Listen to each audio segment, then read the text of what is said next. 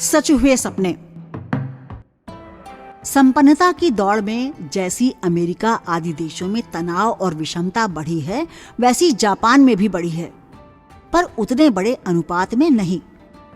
आज भी यहाँ आम आदमी चैन से है। यहाँ लोगों की जिंदादिली और विकास प्रतिभा में निखार आया है। गरीब और कमजोर आदमी की जिंदगी किसी अन्य देश के गरीब या कमजोर आदमी के मुकाबले कम कष्टदायी है।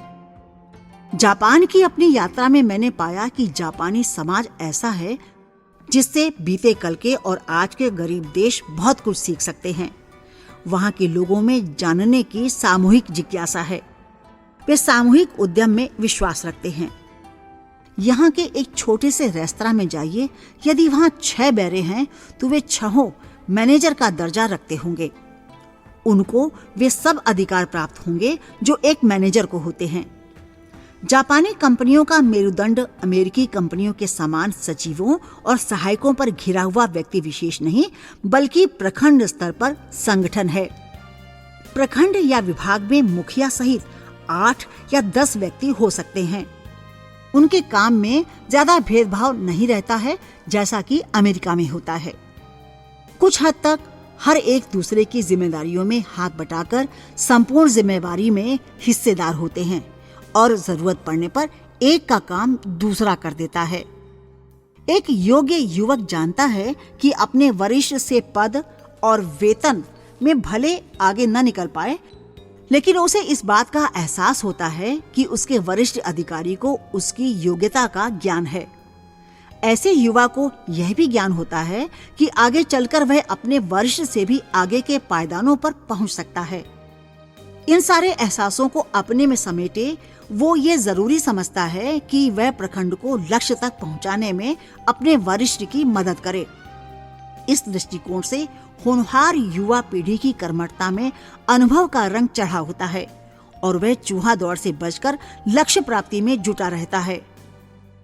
एक बात और, क्योंकि जापान में विदेशी भाषा सीखने की कोई मजबूरी नहीं है, अतः अपनी भाषा के द्वारा ही वहाँ सब कुछ सीखा जा सकता है। इसलिए प्रत्येक व्यक्ति अपनी पूर्ण क्षमता का उपयोग करके सफलता की सीढ़ी चढ़ सकता है और अपना जीवन स्तर सुगम और संपन्न बना सकता है।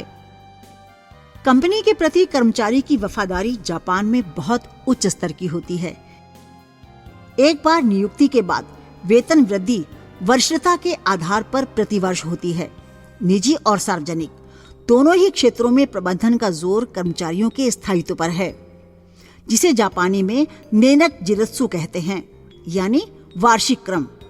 इस क्रम में कभी वरिष्ठ अधिकारी 1 सीढ़ियां चढ़ता है तो अधीनस्थ 2 या अधिक सीढ़ियां चढ़ जाता है। उद्योगों और सरकारी नौकरियों में लोग सेवा निवृत्ति की आयु तक के लिए नियुक्त किए जाते हैं, जो 55 से 60 वर्ष तक की होती है। कुछ संगठनों में तो सेवा निवृत्ति की कोई आयु सीमा ही नहीं होती। सेवा निवृत्त होने पर कर्मचारी को उसके प्राप्तव्यों की राशि एकमुश्त मिल जाती है। इसके बाद उसे राष्ट्रीय पेंशन अथवा कंपनी की ओर से पेंशन या दोनों ही एक साथ मिलती है। जापान में इस तरह के वेतनभोगी कर्मचारियों को देखकर ही आसानी से पहचाना जा सकता है। करीने से कटे बाल, हल्के रंग का सूट और सफेद कमीज, जो अब धारीदार और रंगीन कमीजों में बदलने लगी है। कमीज पर टाई भी लगी रहती है और औसतन वेतनभोगी कर्मचारी वहां संतुष्ट हैं, क्योंकि उसे बोनस आदि से अच्छी राशि मिलती है और यदि कंपनी में मुनाफा अधिक हुआ है तो अलग से भी उसे और बोनस मिल जाता है। इसलिए जीवन स्तर भी सुधरा है और औसत आयु भी बढ़ गई है। कर्मचारियों के लिए पूर्वोक्त अनुकूल सेवा स्थितियों का नतीजा है कि जापान का कामगार वर्तमान में यदि कंपनी से लड़ता है और हड़ताल करता है तो भी वह इस बात का पूरा ध्यान रखता है कि उत्पादन में कोई कमी न आए। एक बार जब मैं जापान में थी तब मैंने देखा कि कामगारों ने अपनी मांगे बनवाने के लिए एक बिल्कुल नए तरह का आंदोलन किया था। उन्होंने काली पट्टियां लगाकर निर्धारित घंटों से भी अधिक समय तक काम किया था और उत्पादन पहले से भी अधिक करके दिखलाया था। टोक्यो में एक बात मैंने और पाई, कर्मचारियों और अफसरों में सामाजिक स्तर पर एक साथ मिलने में कोई वर्ग भेद नहीं है। एक सुबह मैंने देखा कि पार्क के सामने बने मकानों के फाटकों से हर सुबह 2 महिलाएं निकली। वे अपने घर के आगे पटरी पर झाड़ू लगाने लगीं। जापानी परंपरा के अनुसार उन्होंने एक दूसरे का अभिवादन कुछ क्षण रुककर घुटनों तक नीचे झुककर किया। फिर मौसम तथा पास पड़ोस की घटनाओं के बारे में बातचीत करने लगी। पूछने पर पता चला कि इनमें एक जापान की व्यापारिक कंपनी के अध्यक्ष की पत्नी थी और दूसरी एक कारखाने के मामूली कामगार की। जापान के जीवन में यह बड़ा सामान्य सा दृश्य है। अमेरिका के इलियास विश्वविद्यालय के अर्थशास्त्र और औद्योगिक संबंध विभाग के प्राध्यापक कोजी तायरा के अनुसार जापान से वर्ग भेद मिटाने में सबसे बड़ा योगदान भूमि के सही वितरण का है। शहरी भूमि की भारी कमी के कारण भूमि के विक्रय पर कोई पाबंदी नहीं है। छोटे बड़े विकास कार्य बिना किसी प्रतिबंध के हो जाते हैं। इसलिए बड़ी आवासीय हवेलियों के बाजू में ही छोटे छोटे मकान भी हैं। इस तरह सभी वर्गों और पेशे के लोग एक ही क्षेत्र में रहते हैं। हाल में हुए सर्वेक्षणों से पता चला कि जापान की सड़क पर चलने वाले औसत आदमी के दिमाग में न तो अपनी सामाजिक और आर्थिक स्थिति के प्रति कोई शिकायत है और न ही उद्योगपतियों और उच्च पदों पर आसीन प्रबंधकों से कोई ईर्ष्या। वहां कारखाने का प्रबंधक और मामूली श्रमिक एक ही मेज पर साथ बैठकर चाय पीते हैं और विचार विमर्श करते हैं। जापान ने पश्चिम की अंधी नकल की तो इसका अर्थ ये नहीं कि वह नवीनता से कतराता है। इसके विपरीत उसने नई से नई तकनीक को अपने उत्पादन में स्थान दिया है। जैसे ही किसी काम के लिए कोई नई मशीन सामने आई, जापान के कारखानों ने अपने पुराने यंत्रों के स्थान पर उसे लगाने में देर नहीं की। आधुनिकीकरण का ये सिलसिला सतत चल रहा है। न केवल उपकरणों वरन वैचारिक स्तर पर भी इसकी झलक मिलती है।